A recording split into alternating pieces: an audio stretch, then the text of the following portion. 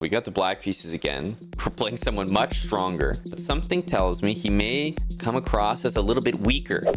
It's possible.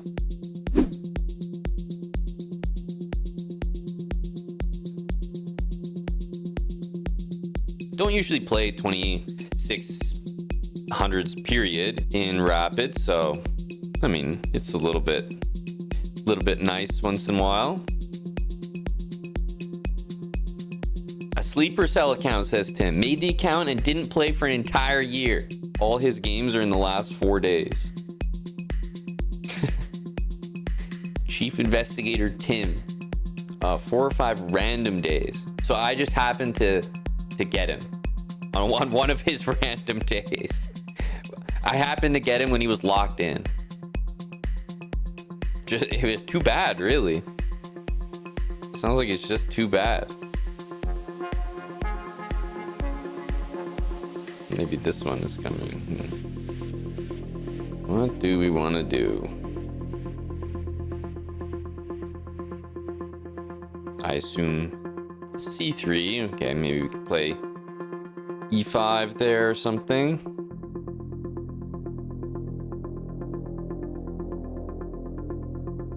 Time is going in slow motion at work.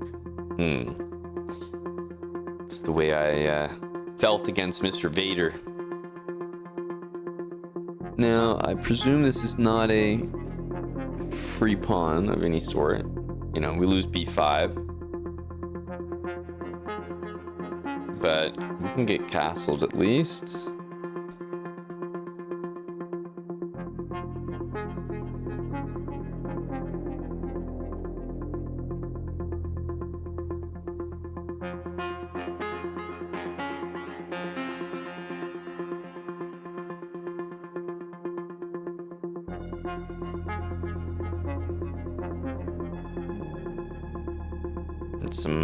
I mean, you might play b3, but it's a lot of pawn moves. Yeah, bishop there makes a bit more sense. I feel like c5 is pretty logical. I mean, we can also just put the knight there and, you know, the move b3 we could return, and then the bishop is pretty trapped, but also c5 makes a lot of sense to try to play c4, for example.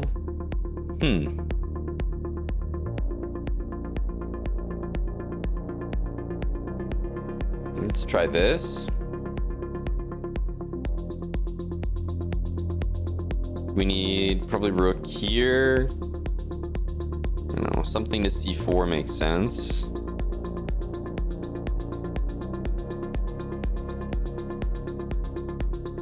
So I think we play c4 here. I'm pretty sure. This knight wants to do that. And I think he wants to play maybe h5 to try to get that square. That would make a lot of sense. Yeah, there's not much we can do about that h5 move. It is going to be very friendly for him to play. Unless I play like h5 now, but something seems a little off with that.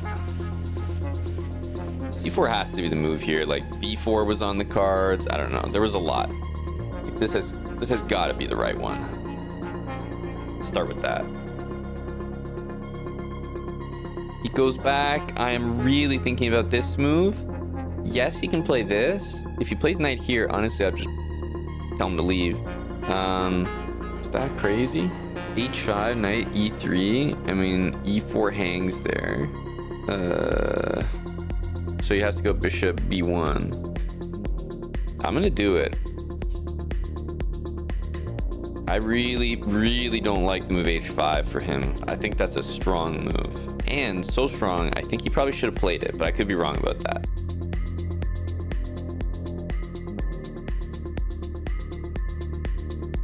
Only you can fail the habits. The habits can't fail you. So he's gonna get this, but I think we can we stop knight e5 or knight d5 by just going here? I guess he might do it anyway just to free up all the pieces, right? Let's start with this. After knight here, how do we want to do it? So is he about to go here? think he would, because then he gets this pawn. We play f6, he goes knight there, we take, and then queen f7. Do we corral this pawn? I'm not so sure. I'm not so sure about that. It's a position where I feel like I'm almost better. Just about. Okay, I'm gonna try it. If this taking looks immediately interesting, but strangely, even some queen move looks playable. I think this could be the wrong call, but we'll give it a shot. Definitely that. Makes sense. Queen here. Maybe we could play this, but I thought we could also try this. But I guess there's bishop takes e5 there.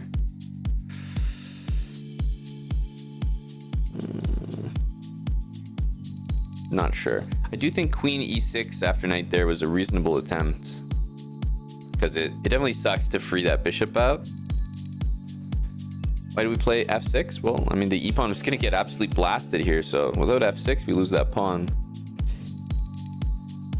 And then this is the bishop or rook takes e5 that I had missed, because I was planning to play king h7, and I thought, well, there's not really more threats here. So yeah, that's the one problem with what we've done. Unfortunate.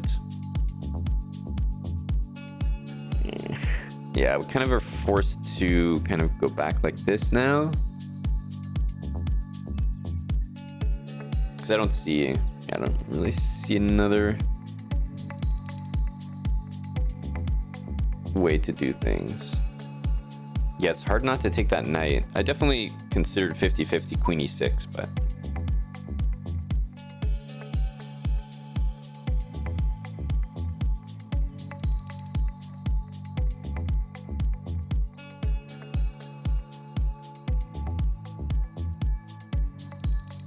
okay, knight goes back. It's rerouting. We probably need to reroute.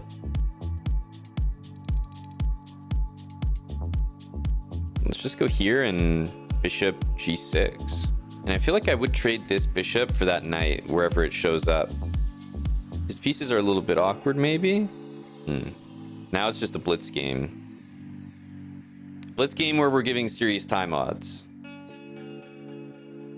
But I think I like my position. Do I?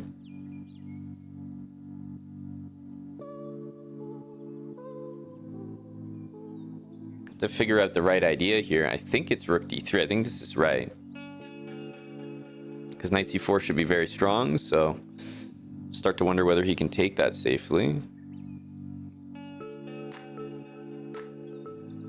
There's this annoying bishop f2 move, which will kind of be a threat later.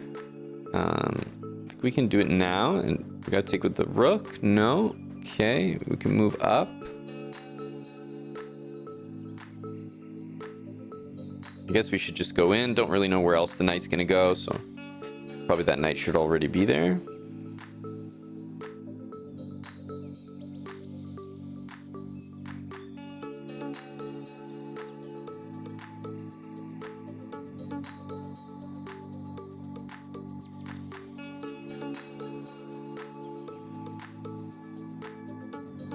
I'm thinking maybe bishop here or knight there, just some like weird infiltration move. Yeah, maybe knight here to go there.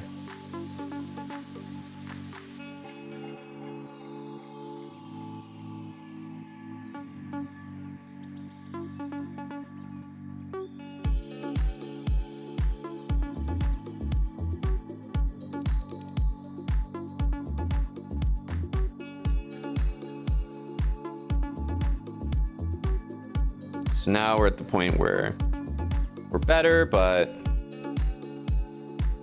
go figure, it's not that easy.